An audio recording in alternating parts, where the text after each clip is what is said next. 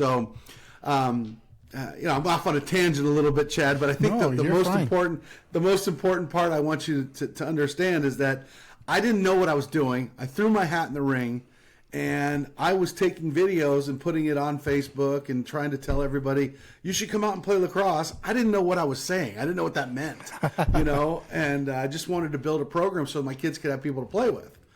And that's really how it all started. And, now we get to the point of high school, and as you know, money is an issue.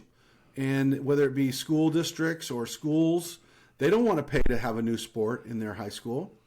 But we created something in our community that the parents and the teachers and the administrators had to say yes.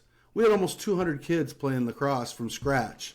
We had this overwhelming wave of youth playing lacrosse, and I wanted it to be in the high schools, boys and girls. And in order to do that, this is the crazy part about the whole story, is we went to the administration, and the superintendent was all for it. The principal was all for it. The athletic director, he was like, where are we going to get the money? He was still all for it though. But for the most part, it was the language in the teacher's contract. So the union here in Morgan Hill had a language in the teacher's contract that said, no new sport unless you eliminate one. So imagine being an athletic director. You're going to eliminate girls tennis. You're going to, women's water polo. You're not going to. There's just no chance an athletic director is going to eliminate a sport. It's just going to die. He's not going to. We're going to cancel one. So once we got the language changed in the contract, which everybody wanted, we didn't really know why it was there. Then we were all board ahead, and we had lots of sponsors. We were outfitted with the gear, the helmet, the uniforms, the goals. There were so many different faces that helped get us to that point, and we got it in the high schools. Now, the hard part was I needed a coach. So it's important. I could coach 7-year-olds and get away with it, but I could not coach high schoolers, right? So I decided, all right, well, we couldn't get a coach. In 28 days, I was coaching the varsity team, and then COVID hit. And so during that time, I was tweeting. I was saying, hey, can everybody help me on how to coach high schoolers? What should I do? And it was the following. People are like, you got to write a book. Oh, you're unbelievable. Like all these amazing people reached out to me about what I needed to do. And all I was doing like, okay, what am I doing tomorrow? What's my practice plan tomorrow?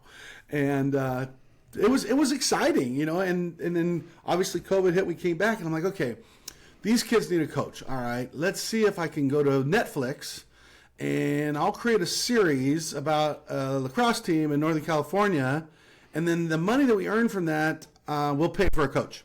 That was my idea, Chad. Okay, I was thinking outside the box, because I'm just like, oh, believe me, it was way outside the box, right? Because for me, I'm just like, all right, we'll just put some ads out, we'll send it out to the normal way, and then I'm like, oh wow, we're going to go as far as using Netflix. That is crazy. Yeah. So my crazy idea of trying to do that, I found a guy who was interested in our project, and I'm like, okay, what do we need to do? He's like, well, we need to shoot a sizzle reel.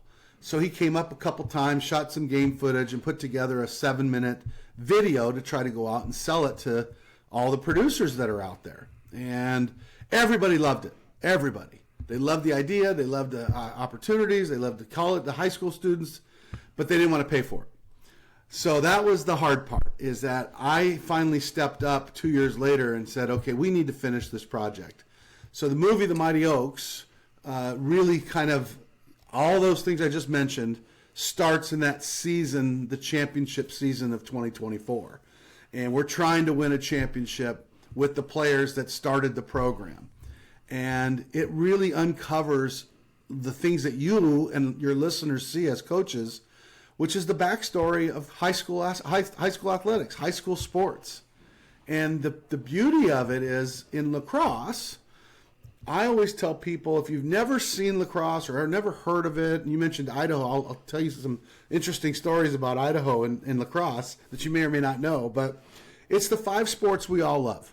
Okay, it's the contact of football, it's the hand-eye coordination of hockey, it's the accuracy of baseball, it's the fitness of soccer, it's moving without the ball of basketball. All together in one sport. It's North America's oldest sport.